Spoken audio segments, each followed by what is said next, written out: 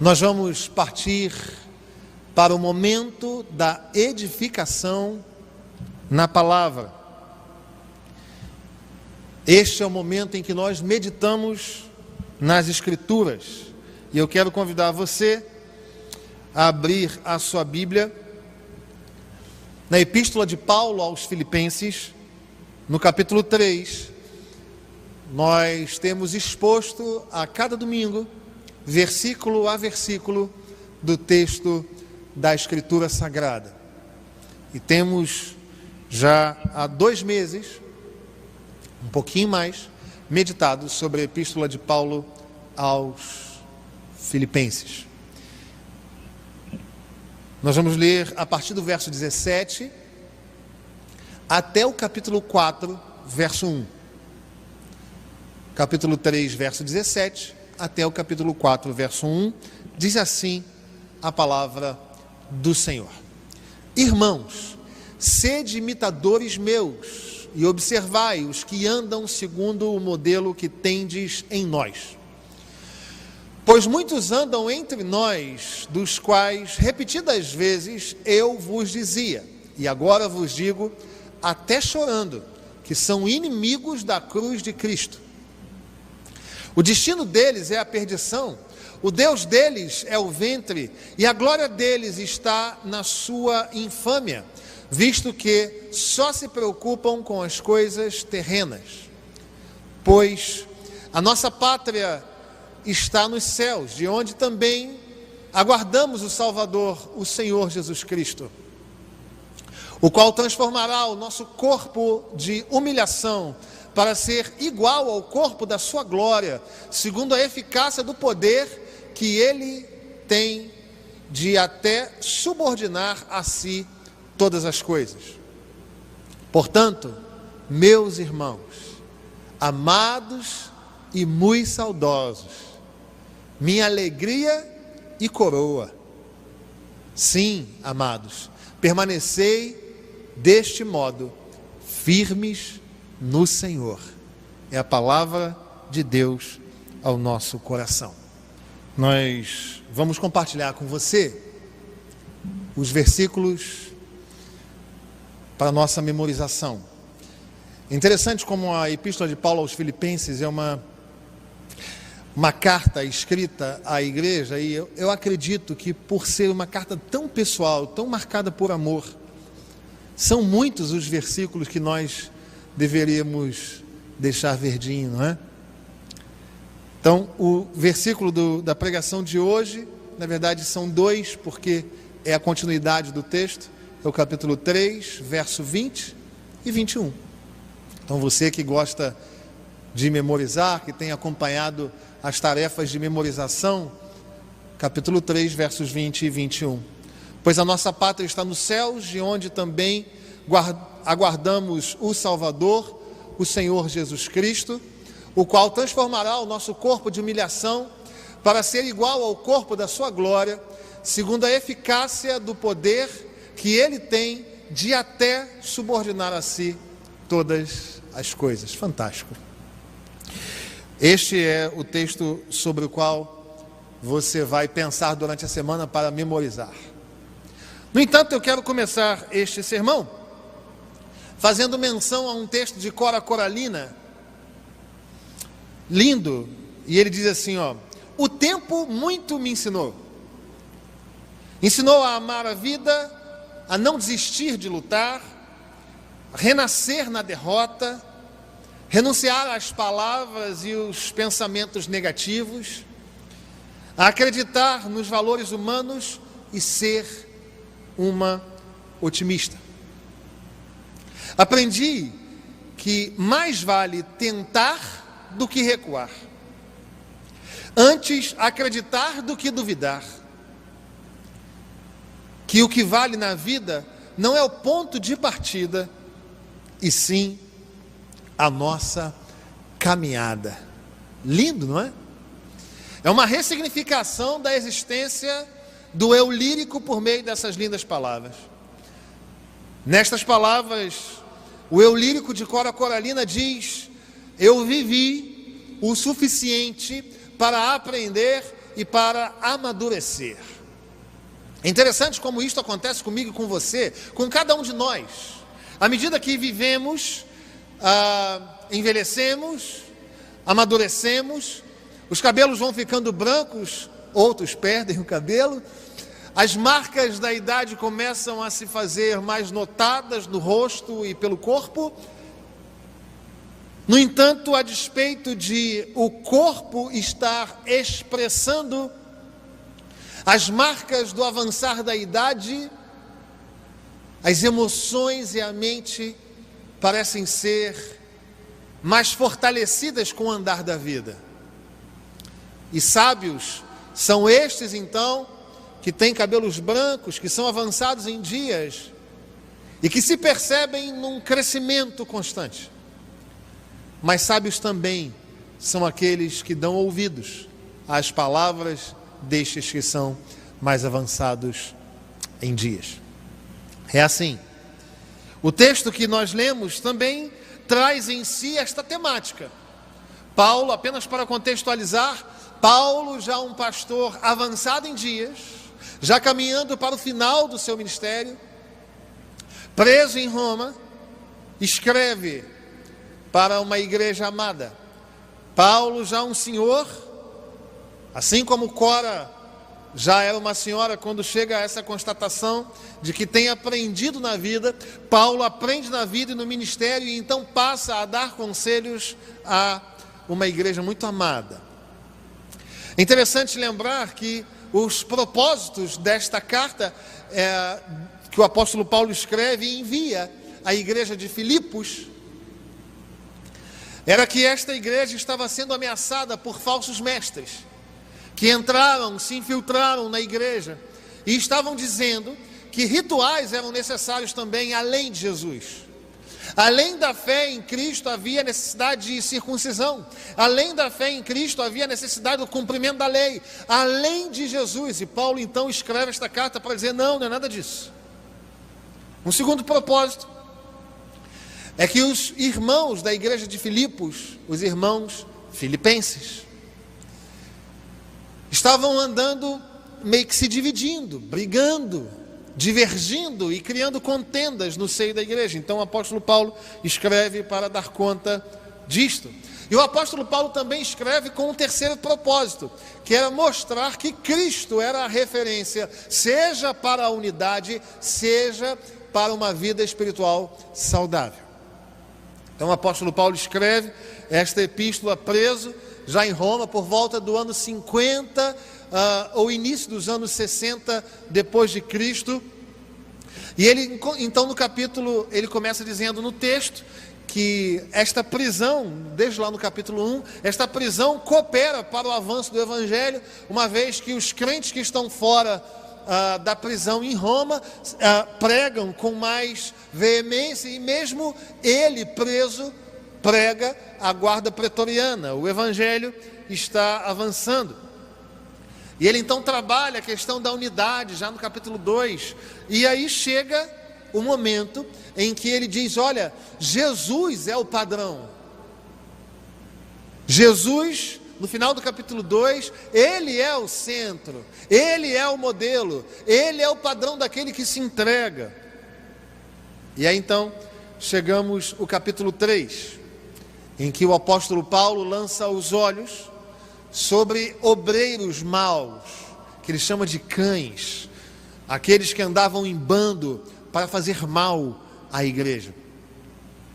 Paulo então nega esta heresia destes maus pastores que diziam: precisamos de Jesus e da lei, precisamos da fé em Jesus e dos rituais. Paulo então critica essa heresia e diz o seguinte: vocês estão dizendo que é preciso circuncisão e lei, vocês estão afirmando a necessidade de algo para além de Cristo, então deixa eu mostrar para vocês as minhas credenciais. Ele então diz: sou hebreu de hebreus, sou da tribo de Benjamim, circuncidado ao 8º dia, recebi uma herança genética no sangue que poderia ser suficiente para eu me vangloriar desta herança. E ele continua dizendo: além disso, eu também sou um fariseu, era um fariseu dedicado, irrepreensível na lei. Além de tudo aquilo que eu recebi dos meus pais, eu também alcancei com esforço muita coisa. E o apóstolo Paulo então fala no capítulo 3, versos 4 e 5, sobre essas credenciais. Ele diz: olha, eu julguei tudo isto como perda. Eu julguei tudo isto como algo desnecessário. Eu julguei tudo isto como secundário, terciário, quando o primário é o conhecimento de Cristo.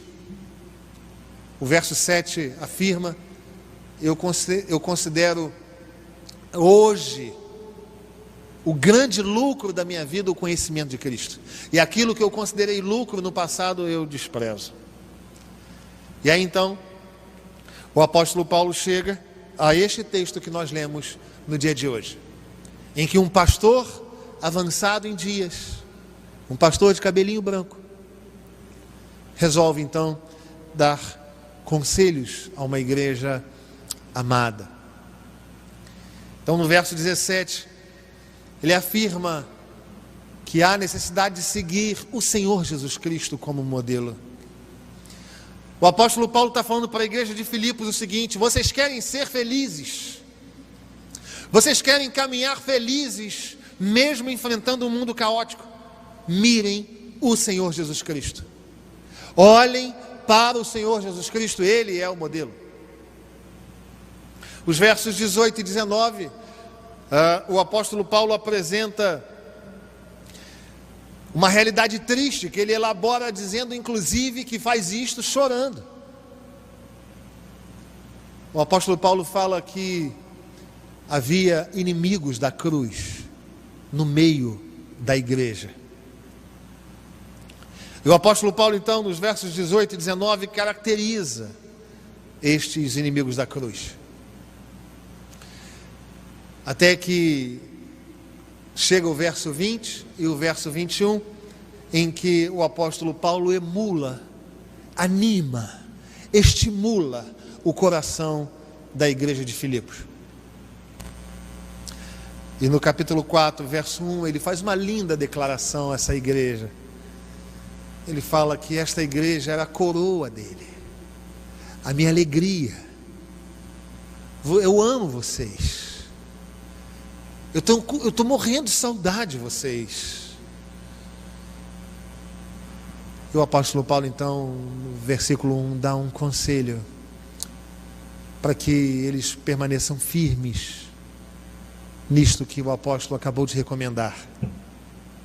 E é exatamente sobre isto que eu quero conversar com você nesta manhã, especialmente os queridos que gostam de anotar título de sermão.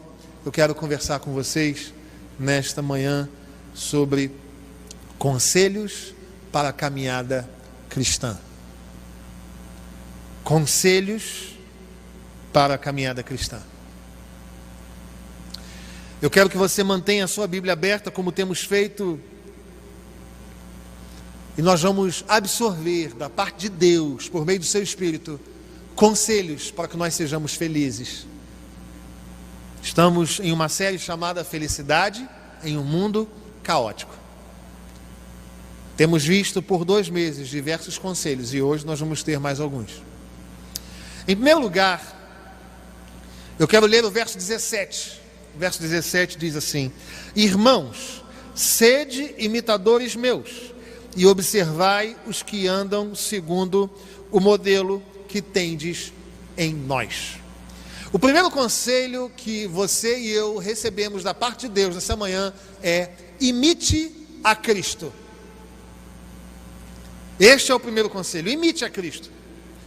Talvez numa leitura mais superficial, se você fizer uma leitura isolada deste texto, descontextualizada do livro, talvez você interprete estas palavras como sendo uma palavra arrogante do apóstolo Paulo, como se ele estivesse dizendo: olhem para mim, como se ele estivesse dizendo: eu sou a referência para vocês. Quando ele fala: sede meus imitadores. Se você analisar este versículo descontextualizado, tirei daqui, olhei fora do contexto, talvez você diga: mas Paulo era muito arrogante. Mas como nós temos estudado versículo a versículo, temos lido este texto como um todo, o livro como um todo, os irmãos têm lido do capítulo 1 ao capítulo 4 diariamente, sabem que esta palavra do apóstolo Paulo não é uma arrogância em que ele arroga para si o desejo de ser ele, Paulo, o modelo. Nós vemos no capítulo 3, dos versos 7 ao 11, de forma especial, a centralidade de Cristo, ou aquilo que os teólogos chamam de cristocentricidade. É óbvio que o apóstolo Paulo já apresentou na epístola de Paulo aos Filipenses e nos demais livros que ele escreve, a centralidade de Cristo. Em Coríntios, 1 Coríntios capítulo 4, verso 16, o apóstolo Paulo faz uma afirmação semelhante. No capítulo 11, no verso 1 de 1 Coríntios também, afirmação semelhante. Em 1 Tessalonicenses, capítulo 1, verso 6, da mesma forma o apóstolo Paulo está falando: ei, olhem para mim e imitem, não a minha vida como regra, não a minha vida como bastão, como régua, não, imitem a mim no sentido de imitar a Cristo. É este o contexto, é este o sentido. Ele não conclama a igreja de Filipos para fazerem aquilo que ele faz, no sentido de serem os membros da igreja de Filipos imitadores dos gestos e das atitudes de Paulo. Não é isso. Embora nós saibamos a necessidade de sermos exemplo para a sociedade, a importância do testemunho, sim, sabemos de tudo isso, mas não é este o contexto. Se nós queremos falar de testemunho, nós vamos olhar para outros textos. Aqui, o conselho para a igreja de Filipos é: imite a Cristo. Seja um pequeno Cristo. Seja um Cristo por onde você anda. Isso me faz lembrar Atos capítulo 11, verso 26, quando pela primeira vez, a igreja que se reunia em Antioquia, os crentes desta cidade foram identificados pela primeira vez como cristãos. Fico eu a pensar o que levou a sociedade de Antioquia, o que levou a sociedade que estava à volta daquela igreja a chamar aqueles irmãos do passado de pequenos cristos. Será que era a roupa, a cor, as túnicas, o jeito de falar, o sotaque? Eram as palavras empregadas? É óbvio que não. Aqueles queridos que se reuniam na cidade de Antioquia, eles foram marcados porque eles pregavam a mensagem que Jesus pregava, eles viviam da maneira que Jesus vivia e se comportavam à semelhança dos comportamentos do Senhor Jesus Cristo. É por isso que a sociedade olhou e falou: olha, eu já ouvi a respeito desse tipo de vida, já vi esse tipo de exemplo, eu já percebi estas características numa outra pessoa. Este é o desafio para mim e para você, meu amado. Quer ser feliz? Na vida, no trabalho, na escola, na universidade, na família, onde quer que for, onde quer que seja, seja qual for o contexto, quer ser feliz? Imite a Cristo. Defina como Cristo definiu, defina com a mente de Cristo, com os sentimentos de Cristo, com os pensamentos de Cristo, haja como Cristo agiria, priorize aquilo que o Senhor priorizaria se aqui estivesse. E alguém pode me perguntar: mas pastor, isso está muito genérico, como eu posso imitar a Cristo? Em primeiro lugar, ame ao Pai e tenha intimidade com Ele. A palavra de Deus diz que aquele que ama, guarda os meus mandamentos. Faça como Cristo, imite a Cristo, tenha intimidade com o Pai. Ame ao Pai, obedeça ao Pai até a morte e morte de cruz. Se relacione intimamente com o Senhor, na busca, na oração, no estudo da palavra, na renúncia. Deixe de fazer o que você quer, deixe de atender aos desejos do seu coração, obedeça, renuncie, guarda a língua, deixe de falar o que não é para falar, peça perdão por elaborar pensamentos maléficos, ame ao Pai e tenha intimidade com Ele, mas ame ao próximo também, faça como Jesus, imite a Jesus.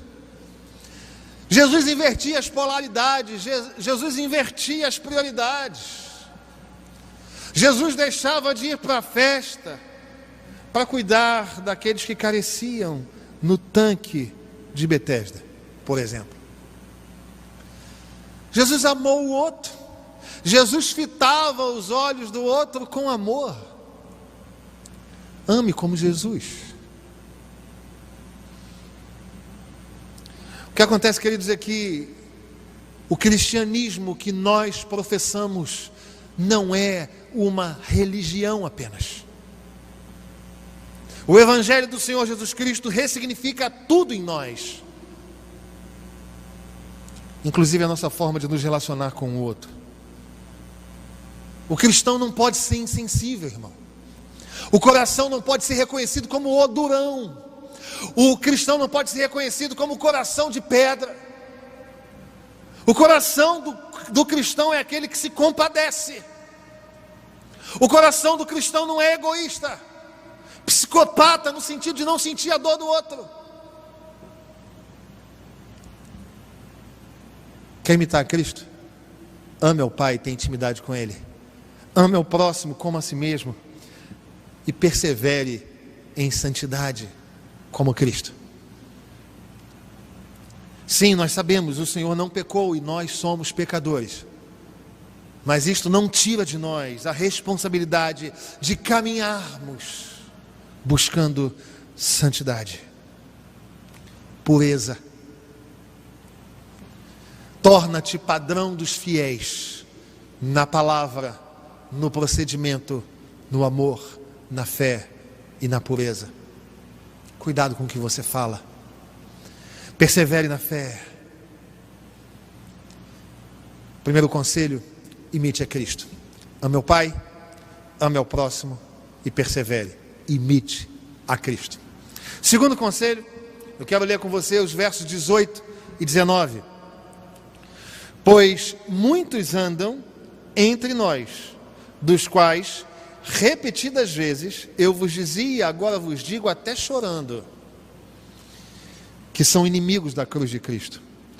O Deus deles é a perdição, o destino deles é a perdição, o Deus deles é o ventre e a glória deles está na sua infâmia, visto que só se preocupam com as causas ou com as coisas terrenas. Segundo conselho: tenha cuidado com os inimigos da cruz. Imite a Cristo, primeiro conselho. Segundo conselho: tenha cuidado com os inimigos da cruz. É interessante nós percebermos que o verso 18 traz o verbo andar. Pois muitos andam entre nós. Este andar aí, diferentemente dos evangelhos, quando o verbo andar, peripatel no grego, quando o verbo andar aparece nos evangelhos, ele está significando andar, caminhar, perambular. Mas nas epístolas de Paulo, normalmente quando Paulo usa o verbo andar, ele está falando do andar no sentido de ser. Então andam no nosso meio, andam entre nós. Ele está dizendo que eles estão por aqui, eles vivem conosco. E o que acontece é o seguinte, queridos: os inimigos da cruz de Cristo, o apóstolo Paulo fala para a igreja de Filipos, não são somente aqueles que estão longe, não são somente aqueles que declaradamente são inimigos do Evangelho de Jesus. Muitas vezes eles estão dentro dos arraiais. O pensamento de um inimigo da cruz pode nos assaltar. Sim, irmãos. Que isso, pastor? Mas eu sou um salvo em Jesus, eu sou do Senhor. Sim, mas há uma tentação na nossa carne de nos transformar em inimigos da cruz. O apóstolo Paulo então começa a caracterizá-los. E fala para a igreja de Filipos: estejam atentos a eles. Os inimigos da cruz se infiltram na igreja. É gente que sabe cantar os hinos. É gente que sabe encontrar o texto bíblico. É gente que se veste como crente, mas são inimigos da cruz. Tem trejeito de crente, mas não tem a rendição.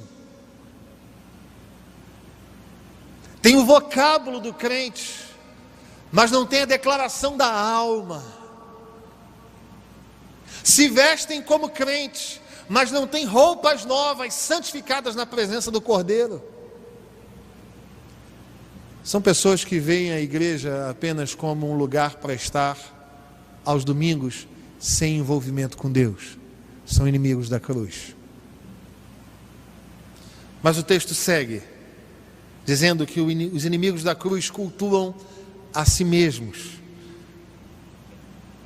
Ele diz que o Deus deles é o próprio ventre. O verso 19 diz isso. O Deus deles é o próprio ventre. A fala dos inimigos da cruz gira em torno de si mesmos. A fala dos inimigos da cruz valorizam as suas obras, as suas conquistas, aquilo que eles acham. Os inimigos da cruz não conseguem dividir com Cristo a glória que não deveria ser dividida com ninguém. A glória é só do Senhor. Os inimigos da cruz carregam a glória de si para si. Eles utilizam o ambiente da família, da fé, para se apropriarem do louvor a si próprios. Cultuam as suas vaidades. O Deus deles é o ventre. Eles se autobajulam. Irmãos, o convite do Evangelho e o conselho do apóstolo Paulo é cuidado com essas pessoas. Cuidado. Aquele que fala glória a mim, louvado seja eu, precisa de tratamento emocional e de tratamento espiritual, porque este é um sentimento de um inimigo da cruz. Aquele que está sempre certo e que não consegue ver no outro a possibilidade de o outro estar certo e cultua o seu próprio ventre, é um inimigo da cruz. E eles não estão apenas lá fora. Os inimigos da cruz se preocupam apenas com as coisas terrenas. O final do verso 19 diz isto claramente: visto que só se preocupam com as coisas da terra ou com as coisas terrenas. Eles amam o mundo, amam o que está no mundo, amam se alimentar do mundo, amam o dinheiro, seja pela avareza, seja pelo extremo consumo, amam as coisas do mundo, amam os adultérios e os pecados do mundo, amam as propostas do mundo que jaz no maligno. Assim é o inimigo da cruz. Caminha pelos corredores da igreja, mas não consegue abandonar pecados. E tentam justificar a sua própria pecaminosidade no pecado do outro. O apóstolo Paulo está dizendo: cuidado com eles. São aqueles que são criados nos caminhos do Senhor. Os pais trazem para a igreja e ficam aqui e batem cartão na UCP, na UPA, no MP, mas não são capazes de serem transformados em Deus, porque amam as coisas do mundo.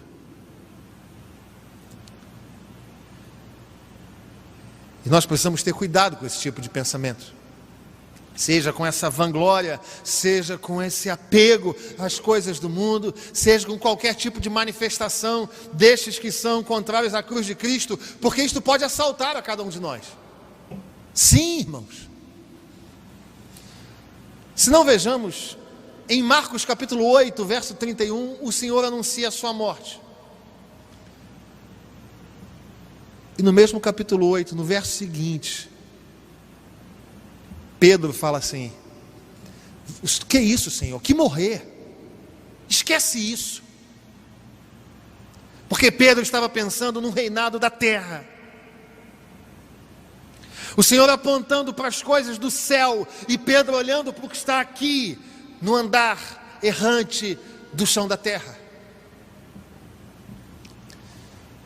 Marcos capítulo 9, verso 31, o Senhor pela segunda vez anuncia a sua morte. E no verso 34, os discípulos estavam discutindo sobre quem era o maior. O Senhor falando, eu vou morrer e vou para o céu. E os discípulos pensando, quem é o maior, hein? Vamos dar conta do nosso próprio ego.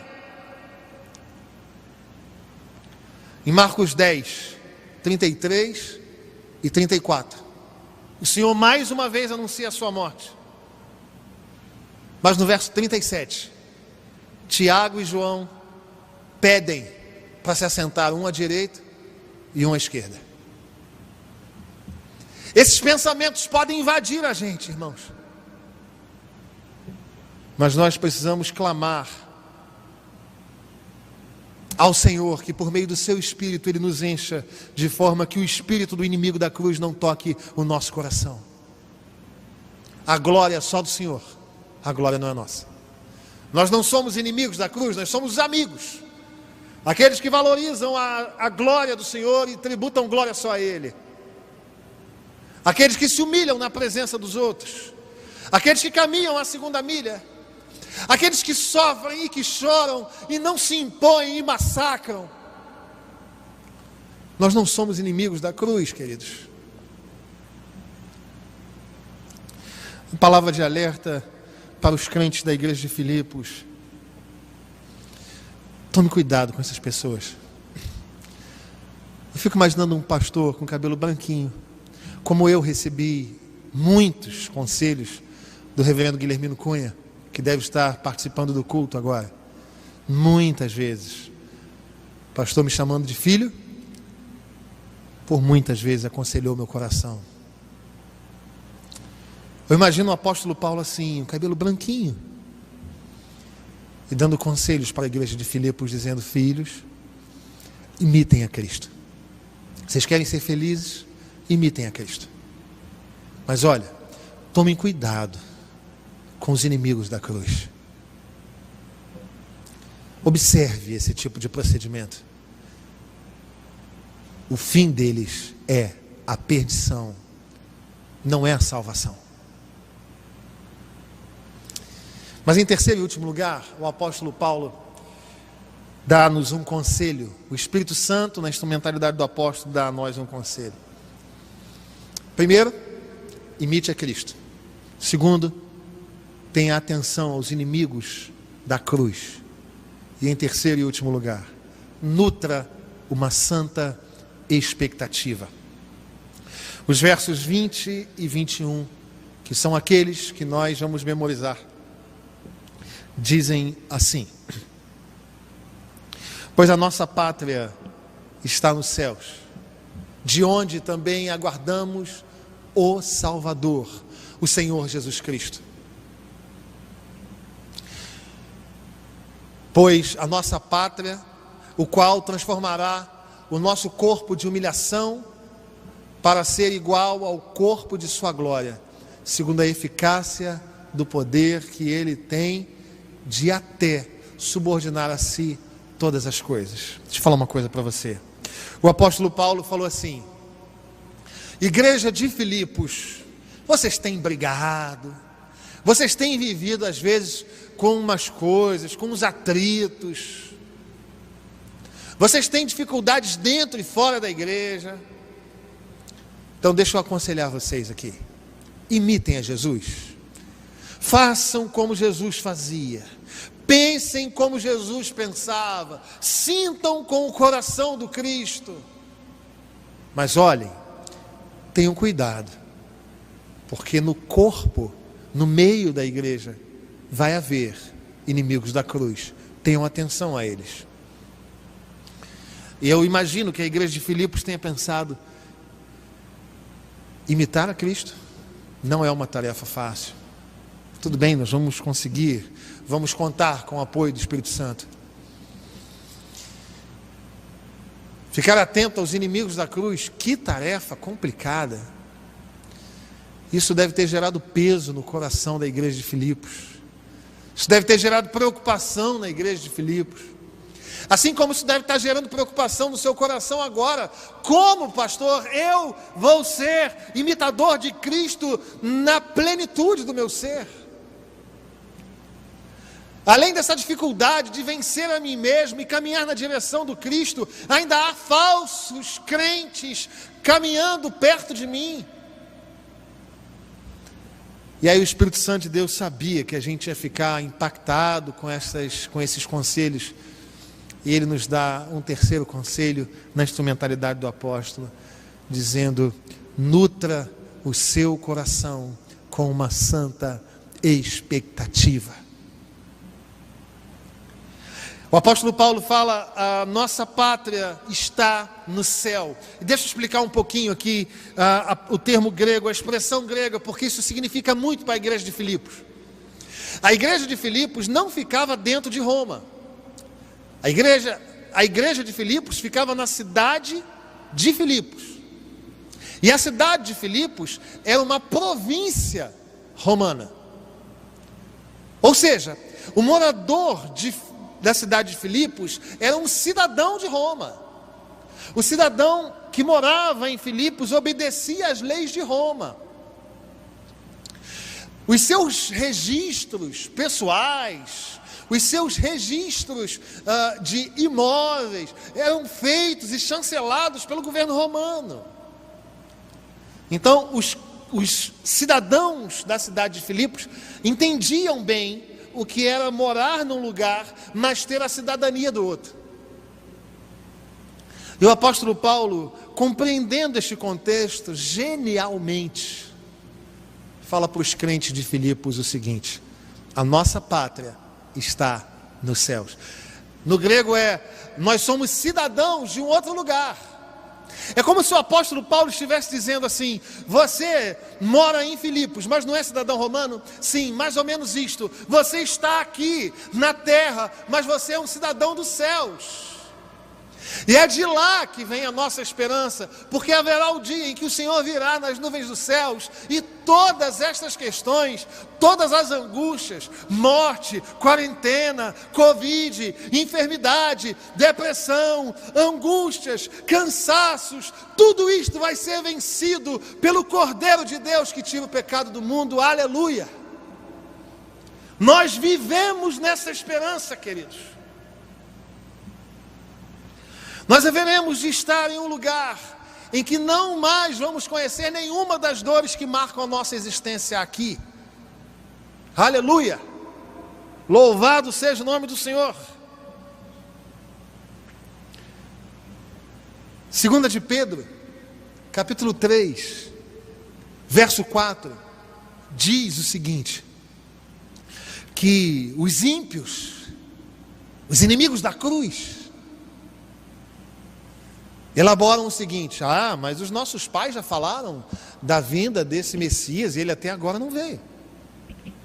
Já faz tanto tempo que eu ouço isso e nunca nada aconteceu. Meus avós já pregavam a volta de Cristo e ele ainda não voltou. E existem cristãos vivendo como se a vida fosse só aqui. Perderam esperança da volta de Cristo. E aí talvez você me pergunte: pastor, mas como é que eu materializo isso? Em primeiro lugar, vigilância. Lembra da parábola das 10 virgens? Esta parábola fala que algumas delas estavam preparadas e outras não. Vigilância. Você sabe quando o Senhor vai voltar? Não sabe. E nem ninguém que diz saber.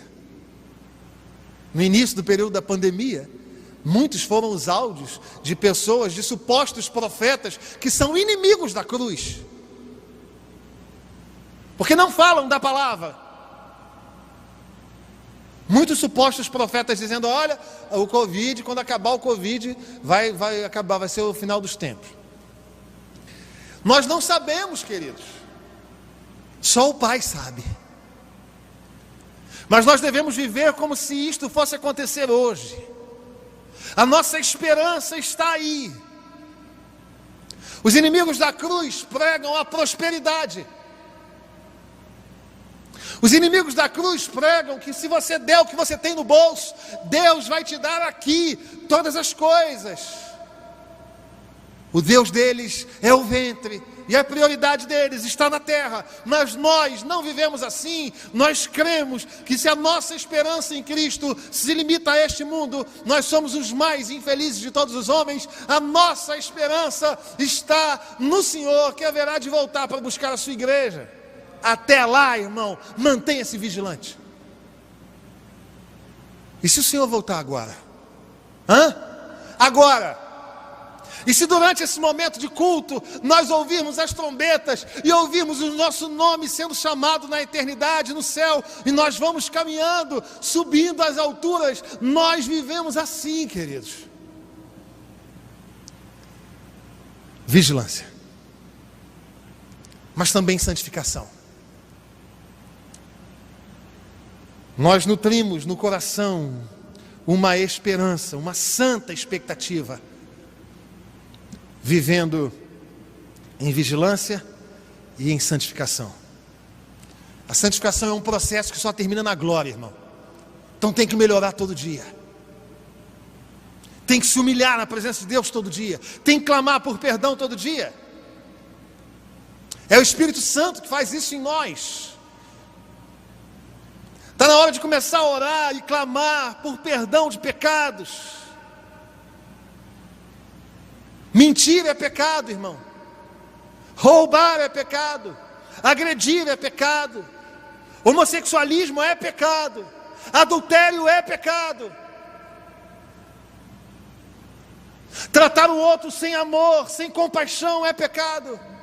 Se colocar como centro das atenções é pecado. E está na hora da gente rasgar o nosso coração e clamar: tem misericórdia de nós, Senhor. Santidade. Abandonar pecados.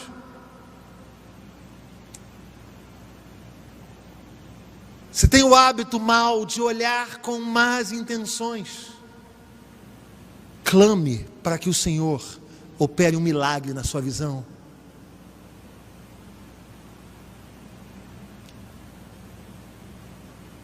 Como viver essa expectativa?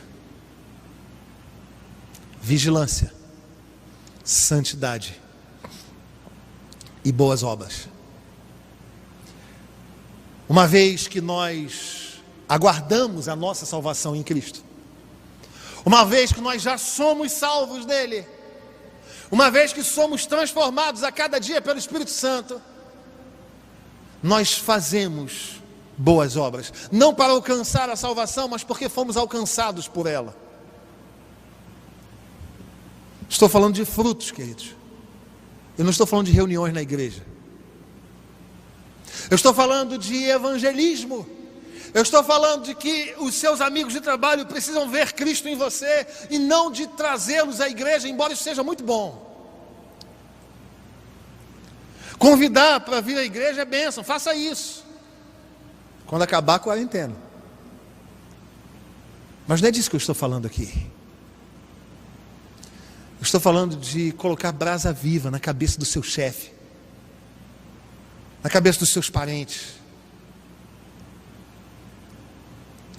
no sentido de que você e eu precisamos apresentar para as outras pessoas que não há esperança no Bolsonaro. E se tivesse vencido o outro candidato, o Haddad, a esperança também não estaria nele. A nossa esperança não está no Itzel. A nossa esperança não está no Marcelo Crivella. A nossa esperança não está na Câmara, no Senado. A nossa esperança está em o nome do Senhor. Nós vivemos aqui nutridos por essa esperança, queridos. A gente caminha aqui olhando firmemente para o autor e consumador da nossa fé. Ele haverá de vir e haverá de nos buscar, e tudo isto vai acabar. Mas antes, nós vamos ter a oportunidade de contemplar o planeta de joelhos, irmãos. Aleluia. Nós vamos ter a oportunidade de contemplar mortos ressurgindo e se colocando de joelhos. Nós vamos ter a oportunidade de contemplar crentes de todos os tempos e os espíritos os mais diversos. Nós haveremos de ver o diabo ajoelhado, os seus anjos ajoelhados, os demônios, declarando que Jesus Cristo é o Senhor, para a glória de Deus o Pai. É essa a esperança que eu quero que você tenha nessa tarde. Quer viver feliz? Imite a Cristo. Quer viver feliz? Olhe para o Senhor, Ele é o farol. Isso me faz lembrar um livro da minha infância, lido por minha mãe, e que marcou a minha caminhada. Em seus passos, o que faria Jesus? Imite a Cristo. Mas fique atento àqueles que têm trejeito, mas que são inimigos da cruz. Tem trejeito de crente, mas não tem vida. Fique atento. Pregue o evangelho para essas pessoas. Precisam de conversão. Mas nessa quarentena, nesse período de Covid, nesse tempo de angústia, seja nutrido pela expectativa futura. Haverá um dia em que nós vamos ouvir anjos cantando e homens louvando. Nós que conhecemos o Alfa, haveremos de contemplar o Ômega, aquele que veio como um bebezinho, humilde, que se ofereceu na cruz como cordeiro mudo, haverá de vir como leão e rei, para resgatar a sua igreja. Seja nutrido com essa esperança. A sua vida não é aqui. A nossa pátria não é aqui. Que Deus te abençoe e que Deus te encha com essa esperança, e que as depressões, que as angústias, que os cansaços, que os fardos sejam vencidos por essa santa expectativa. Receba este conselho da parte do Espírito Santo de Deus, da parte do pastor Paulo, avançado em dias, que escreve à igreja de Filipos, e da parte do seu pastor Renato Porpino. Imite a Cristo. Cuidado com os inimigos da cruz. E seja nutrido com uma santa expectativa. O texto termina dizendo isto. E eu quero fazer das palavras do apóstolo Paulo as minhas palavras. Capítulo 4, verso 1. Portanto, meus amados irmãos, meus queridos irmãos, da catedral, filhos amados, muito saudosos, vocês são a minha alegria e a minha coroa. Sim, amados, permanecei deste modo, imitando a Cristo, atentos aos inimigos da cruz e nutridos de uma santa expectativa. Permanecei neste modo, firmes no Senhor. Que Deus abençoe a sua vida. Seja nutrido com esta esperança, em nome de Jesus.